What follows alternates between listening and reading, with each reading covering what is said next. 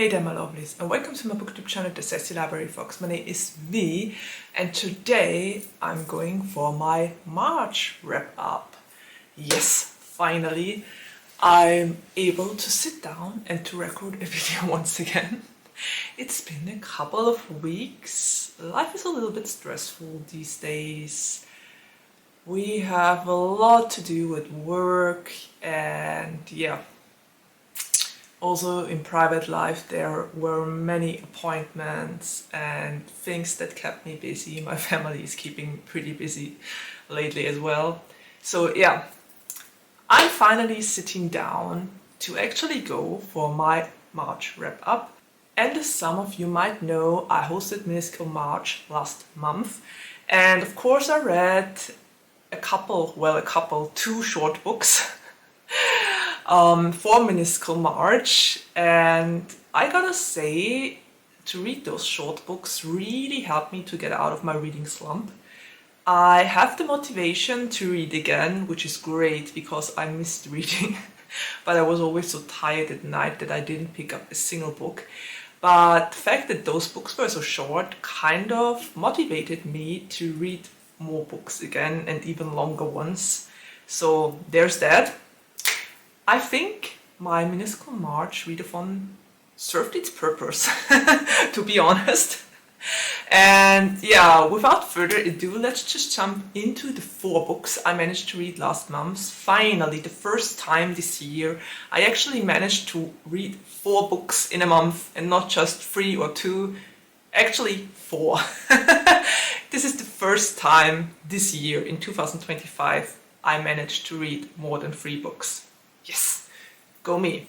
Okay, so I got my coffee at the ready, I got my cheat sheets. I already had to return the books I read to the library, so one of them is still here and I can show it later on when I talk about it, but all the others I will have to blend in. But yeah, it's the way it is. Okay, let me take a sip and let's do this.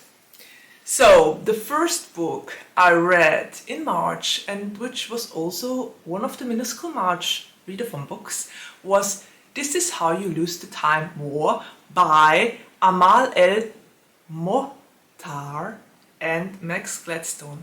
I hope I pronounced it right.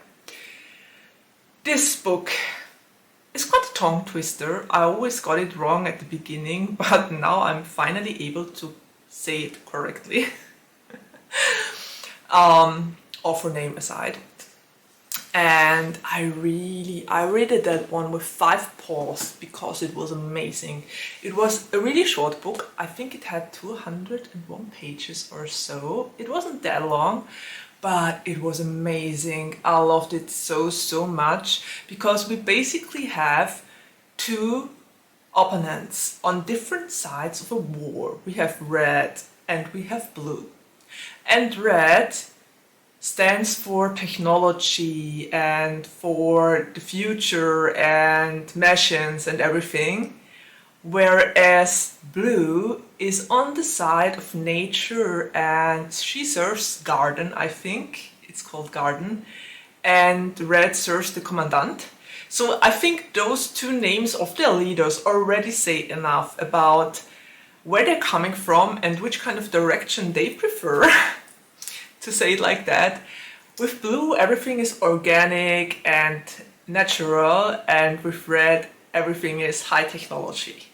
So those 2 meet in different timelines and different dimensions, ages, I don't know, it's explained as a time thread, and they work on that time thread, and they have encounters in wars that were centuries ago, and then they meet in the future.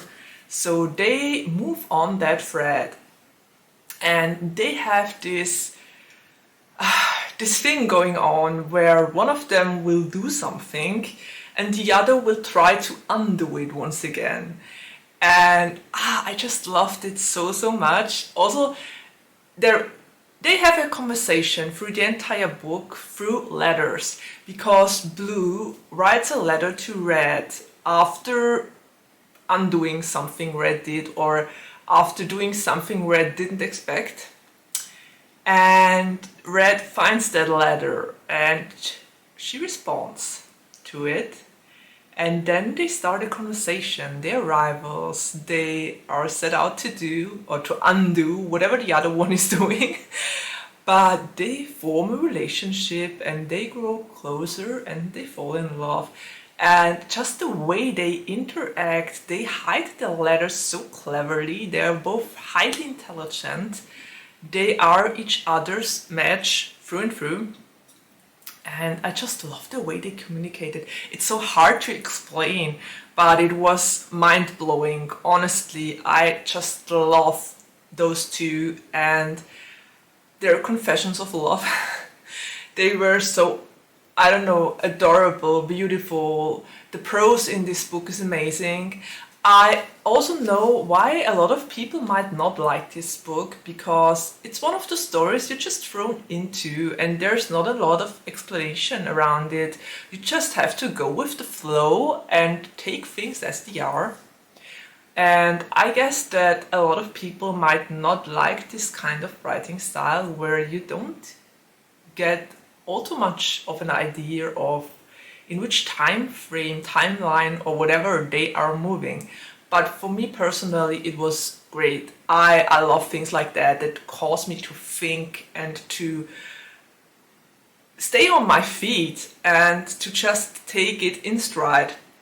So to read this book is kind of a challenge, actually. And I loved it. I know a lot of people will say the world building wasn't that great and they didn't understand the book. I'm pretty certain there are some people out there, but I think sometimes you just gotta take a story the way it is without second guessing all too much. I did that. I went out of this book mind blown. I loved it. 5 paws, and I won't say more because I've already raved about this for the last, I don't know, 10 minutes or so. So let's just move to the next book I read in March. And it was Idle Lives by Katie Salvo. I rated it 4.5 paws, if I remember it correctly.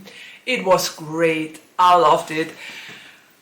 Katie Salvo gave me this 3rd book in his series, the final book, to read, I think, in August last year, and I'm so sorry it took me so long to get to it, but I absolutely loved it and adored it once again. I just didn't have the time to dive into it before, but in March I really read it and I dove totally into that world again and I loved it.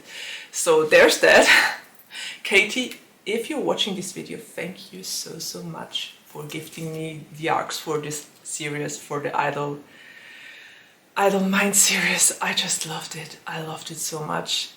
And this last book in the series was amazing for other reasons than the first 2 books. In the first book we got to know Taeyong and Jason and how they got to know each other, how they fell in love with each other and what this entailed. The second book was more about their journey together, about all the people that are around them and that are messing with their careers and don't want them to be together. And especially, they don't want them to be openly gay and in the world. So that was the focus of the second book, which I loved, by the way. It was very suspenseful, a lot of K-drama elements I absolutely adored. So the second book was, wow, great, amazing. And in the third book we have a kind of different focus, once again, because this time in the third book it's more about Taeyeon being an established gay idol and being on tour, and about Jason inheriting his father's company, which he never wanted to begin with. But it is the way it is, and he has to deal with not just being famous, but also being one of the billionaires in this world from one day to the next, and with all the problems and jealous people that are in his life and make it complicated. So, due to the circumstances in this book, and I'm not spoiling anything here, if you've read the first two books, especially the second one, due to the circumstances of Jason's father's death, Taeyun and Jason don't spend as much time in this book as in the others. I would have loved for them to spend more time together in the last and final book, but I respect the author's choices and why they did it like that. It's okay, because, and I think while some others might not like that aspect that they didn't spend that much time with each other, I actually kind of got behind it and started to like that fact, because we gotta see them as individuals. Taeyun has his fights to fight, and Jason has his own problems to tackle. But together they are a force to be reckoned with, and there's nothing between them. They support each other even from a distance, and their relationship is or has become so strong that it can withstand all the problems and all the people that want to get them away from each other and are willing to force them to be apart. And there was some beauty in that. There was some beauty in seeing them becoming their own people, having their individual problems and voices, but still being together and supporting and loving each other. So yeah, I see what you did there, Katie. And I'm not mad about it. I loved it. I rated it 4.5 paws, and I adored this book. And it was great, and all the schemings, the political aspects, the intrigues that happened in here were just great. And yeah, I can't say more than that. I just love this book. If you're looking for an MM romance with K-pop and K-drama elements, this is the book for you.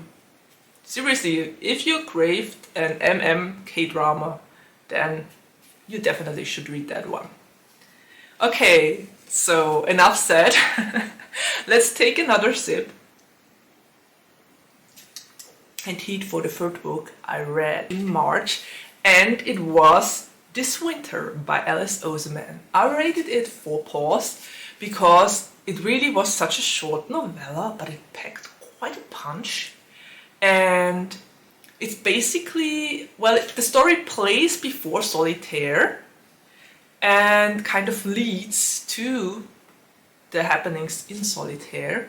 And we get to spend the Christmas holidays or Christmas Day with Charlie and Nick and Tori. And I like that there were 3 different perspectives. We had Charlie's perspective, we had Tori's perspective, and we even got little Oliver's point of view. It was a short one, but we got it, so that was nice. Also, I really liked that this short story had a heavy focus on mental health and how Charlie dealt with everything that happened after he was diagnosed. And yeah, he went to a mental health ward and he stayed there for a couple of days or weeks even, I think. And he got better and got his OCD and his eating disorder under control. And this short novella basically tackles the time after and how he is coping in his usual surroundings with his family and friends, and what kind of impact it still has on him. And I know a lot of people, at least I saw some reviews, that said that Charlie is a little, you know what, in this book, and that he is being egoistic and horrible. But quite honestly, I think you gotta cut him some slack. The boy had it really hard and he's trying to do better. And yes, I know it's kind of contradictory. Am I pronouncing that right? Well, it's obvious that he's struggling with things, and of course he is telling people to treat him like a normal person, but of course eating is still something he has to think about. So yeah, that might seem contradictory, but it is the way it is. You can't just turn it off. Eating disorder is something that will accompany you for the rest of your life, and you just gotta decide how you can cope with it. So I think Charlie did really well considering all the circumstances, and I loved Alice Oseman for this representation and for the focus on mental health, even though it was just a short story, but as I already said, it packed quite a punch, and it is really a great and good rep, and a lot of people will draw some strength from that. So I personally enjoyed it. I didn't think that Charlie was whiny. I think he deserves to be whiny and to not feel all too well around Christmas time, when everything and all the focus is on the presents and good food. I mean, we all celebrate those things because there's also great food, right? That's the way you celebrate. So I can totally understand that this might be hard for someone who just really had it bad with an eating disorder and is trying to figure out a way to deal with all of that. And yeah, it was also heartbreaking to see Tori and Charlie argue, but yeah, it makes sense. And also the fact that Tori is blaming herself for not being there for Charlie, it hurts. It really hurts so much, and it's so sad because it wasn't her fault and she couldn't do anything. She's just a teenager herself. So yeah, it was a really great story. It was, I think, 160 pages or so that were they packed quite a punch, and I personally really loved it and adored it. I can see why some people might not be all too happy about a short novella that has such a heavy focus on mental health, but I think it was necessary. It furthered the plot, and what I didn't know, what I just discovered when I watched the TV show, season 3 of Heartstopper, was that they gave this novella, short story, an entire episode in the 3rd season.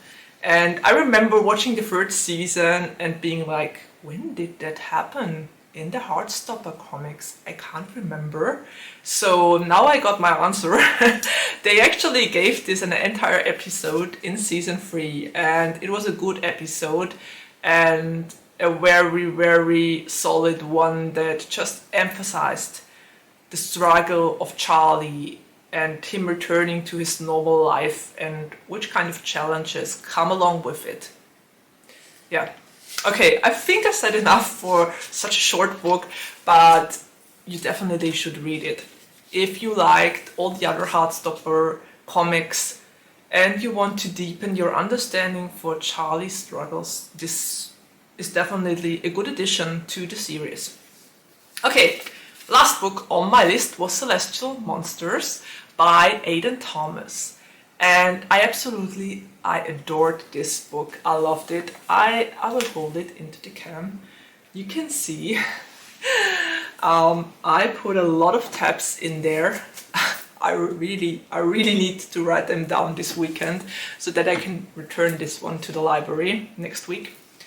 And I had such a good time with this one. This was the 2nd book in the duology. I'm kind of sad that this is already the ending. I could have read 3 books of this series easily because all the characters were so interesting and great. The focus in this one was on Theo's, Aurelio's and Nia's journey to Vengance's temple in the jungle, and they encounter a lot of celestial monsters, as is written there, and have to fight their way through to the temple. And they meet a lot of monsters and people along the way. It was very interesting. I think we saw a lot of world building in this one, And we saw Theo and Aurelio connect to each other, which was really nice. I loved that one. But we also got a Xio point of view. I adored that one. It was great. And with the Xio point of view, we realize his thoughts and what he felt in the first book, what caused him to become the way he is. And it also helped that he had a really nice character arc, and we got to see how he interacts with the other semi-dioses. So that was interesting. I mean, they are captured in Veganza's temple, but he still connects with them somehow, and they start to understand him a little bit better, now that they're kind of forced to listen to him. Yeah, I really liked that one. It was really heartwarming, but also sad and heartbreaking, suspenseful. It was everything I wanted to read, and the journey they had, wow, they went through a lot, and I think all of those semi-dioses will have to do quite a lot of work to work through that trauma this second book caused. But it was done so well, and Theo's and Aurelio's relationship and the development of it was so cute and adorable. And there are also a couple of other ships that got more pronounced and more visible, which I liked. One of them came out of nowhere, but I still like the idea that this person would find someone to love as well. So yeah, overall a great book with a wonderful world building, amazing characters, lots of suspenseful fighting scenes, and yeah, I adored it. I'm kind of sad this series is already over, and I gotta say it was great. In the first book we had the trials they fight through, and in this book we had our three main characters fight through to Venganza's temple to rescue all the other semi-dioses. So that was great. I loved it. It was amazing. I'm actually sad that this was the last one in the series. I just hope that Aiden Thomas will release Espiritu soon, so that I can at least read another Aiden Thomas book. I love those books. They're great. They are all great. I have yet to come across an Aiden Thomas book I didn't love. So yeah, those were the 4 books I read in March. If you follow my channel closely, you will have noticed that I didn't get to read Spectacular, which I put on my minuscule March read list. But yeah, I just didn't manage to get to it because I was busy, and I preferred to dabble in other books and finish other books. So there's that. The mood reader in me was strong. Yeah, but I'm really working on finishing a couple of the books that are on my currently reading at the moment. I want to finish them in April, and I think I might even have a chance to do that because I'm totally motivated to read again after minuscule March. And even though I don't have a lot of time for it, I still feel like I can go for it. I just take my time. I keep myself awake at night to read and to continue to read. Yeah, life hasn't become any less stressful, but I have more motivation to read once again. I think that's the main message here. Okay, so yeah, those were the 4 books. I would really love to hear if you've read any of those 4 books, if you enjoyed them, if you didn't, what you thought about them, which kind of books you read last month, if you took part in minuscule March, and if you have any recommendations for next year. I would love that, and to hear some. And yeah, also, how was your March in general? Give me a live update. You know, I always love to hear from you. And well, I guess that's it we were already at the ending of my video, and there's nothing left to say except of take care, stay healthy and safe, and see you around the next time. Bye!